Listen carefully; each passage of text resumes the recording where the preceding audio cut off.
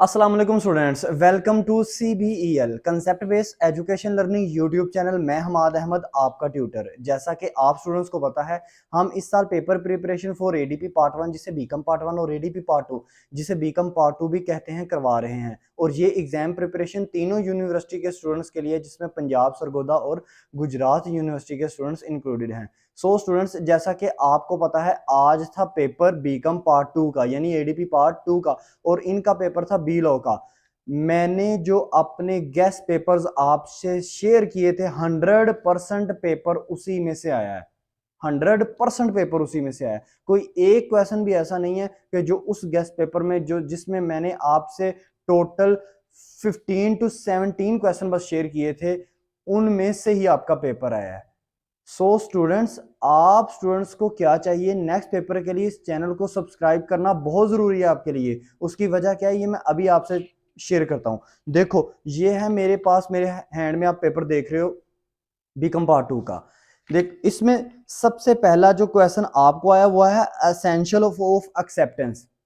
आपको पता है 2020 में और 2021 में उसने आपको ऑफर की एसेंशियल पूछी थी, और हमें पता था इस दफा कि उसने एक्सेप्टेंस के एसेंशियल्स पूछनी है, क्योंकि लास्ट पीछे 2 से 3 पेपर में वो भला क्या कर रहा था, वो उस पेपर को उठा रहा था। क्वेश्चन तो उसी चैप्टर में से उठाता था, लेकिन क्या करता था, उसका ऐसा टॉपिक उठाता था जो कभी पास पेपर में इतना ज्यादा नहीं आता। जैसा कि आप स्टूडेंट्स को अगर याद हो, तो मैंने जब ऑडिटर का आपको चैप्टर की ऑडिटर में मैंने आपको अपॉइंटमेंट, उसका रिमूवल, रेम्यूनरेशन, उसके अलावा मैंने उसका आपको ऑडिटर का ड्यूटीज, राइट ड्यूटीज लायबिलिटी जब आपको मैंने करवाई, तो उसमें मैंने एक टॉपिक आपको छिड़वा दिया जो था क्वालिफिकेशन एंड डिसक्वालिफिकेशन। मुझे पता था उसने इसी तरह का टॉपिक देना है, जिसमें वो क्या करेगा, उठाएगा वही चैप्टर, लेकिन अनएक्सपेक्टेड क्वेश्चन उसमें से उठाएगा। तो स्टूडेंट्स, मैंने आपको जो अपनी सीरीज के मुताबिक मैंने आपको जो क्वेश्चन नंबर 3 दिया था ना, वो मेरा यही था आपका, क्या, एक्सेप्टेंस की असेंशियल्स। ये क्वेश्चन मेरे दिए गए गेस्ट पेपर से आया, क्योंकि देखो हमने एनालिसिस किया होता है। मैं बार बार आप स्टूडेंट से यही चीज कहता हूं कि आपने भी चले देखा होगा, पास पेपर देखे होंगे, लेकिन आपके पास पेपर देखने का अंदाजा कुछ और आता है, हमारे पास पेपर देखने का अंदाजा कुछ और होता है। क्योंकि आप पेपर दे रहे होते हो ना, तो आपको ज्यादा टेंशन होती है। हम रिलैक्स होकर उसके पेपर पैटर्न का, उसका मूड देखते हैं कि वो क्या, और वैसे भी कुछ ना कुछ सोर्सेज भी तो अंदर इंक्लूडेड होते हैं ना। तो स्टूडेंट्स, अब देखो, इसी तरतीब से आपके पास जो क्वेश्चन नंबर 2 आया, वो आया कंसिडरेशन के रूल्स। कंसिडरेशन के रूल्स, देखो आपका सेकंड नंबर क्वेश्चन है। अब इसमें कुछ स्टूडेंट्स ने पता नहीं क्या किया, ये भी असेंशियल ऑफ कंसिडरेशन ही है स्टूडेंट्स।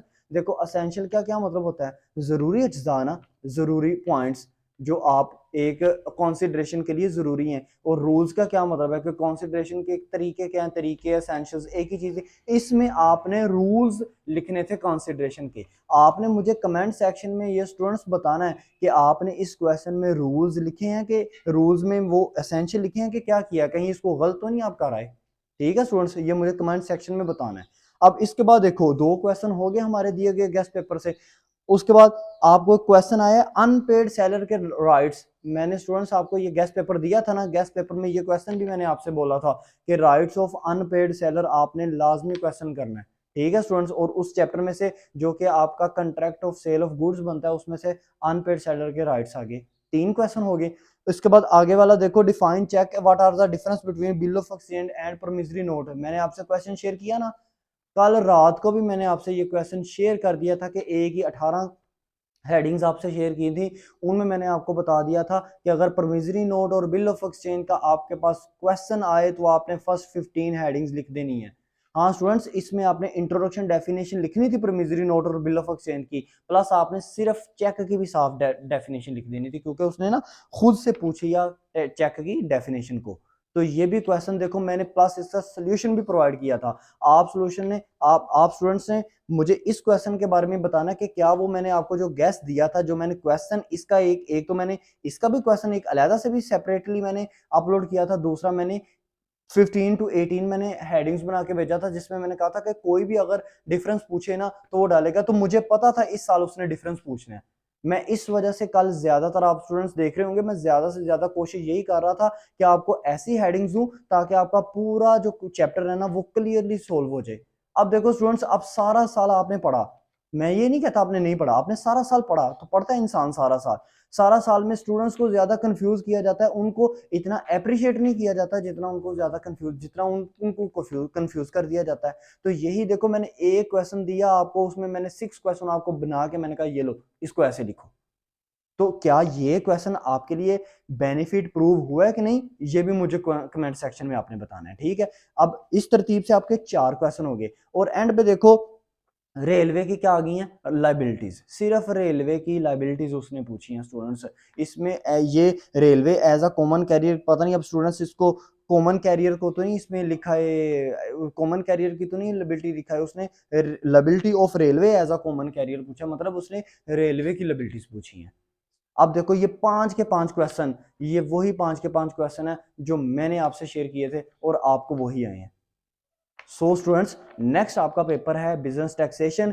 इसमें आपको मैं इंपॉर्टेंट डेफिनेशन, मैं इंपॉर्टेंट अजम्पशन, मैं आपको अथॉरिटी, हाँ मैं ऐसा करूंगा आपको एक तो पहले इंपॉर्टेंट चीजें बताऊंगा, प्लस साथ में मैं आपका इनको शेयर भी करूंगा कि आपको डेफिनेशन इतनी इतनी करनी चाहिए, आपको अजम्पशंस इतनी इतनी करनी चाहिए, आपको अथॉरिटी इतनी करनी चाहिए, और प्लस सेल टैक्स की डेफिनेशन।